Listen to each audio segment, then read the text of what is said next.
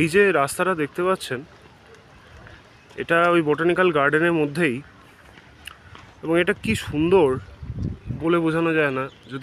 যদি আসেন বুঝতে পারবেন যে রাস্তাটা কত সুন্দর।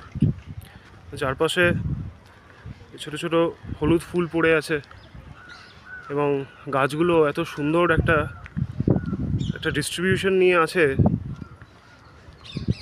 যে কি বলবো। এখন যেটা আমার বলার উদ্দেশ্য, এই ভিডিওটা যার জন্য করা, সেটা হচ্ছে যে সাধারণত বিদেশে এরকম পার্ক দেখা যায়, আমাদের দেশেও জানেন তো এরকমই পার্ক আছে।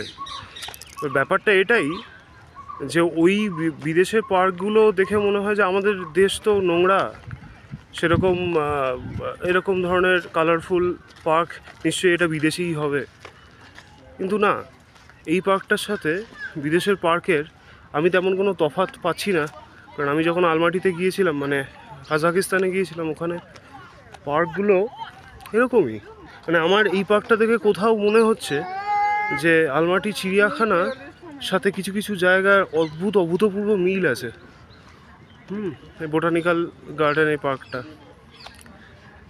এইটা না যে এক্সপিরিয়েন্স করবে সে জানবে। আমার মনে হয় বাড়িতে বসে ডিসিশন নেওয়াটা ঠিক না, এক্সপিরিয়েন্স করাটা ইম্পর্টেন্ট।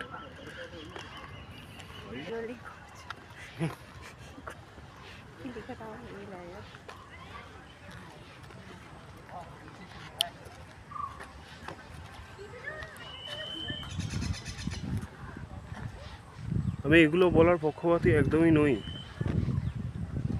যে ধরে ধরে এক একটা জিনিস দেখাবো আর তার সিগনিফিকেন্স দিয়ে দেবো। আমি শুধু এটাই বলতে চাই, আপনারা আসুন, এসে দেখুন। খুব সুন্দর, খুব সুন্দর জায়গা। ব্যাঙ্গালোরের মধ্যে এরকম বড় বড় পার্ক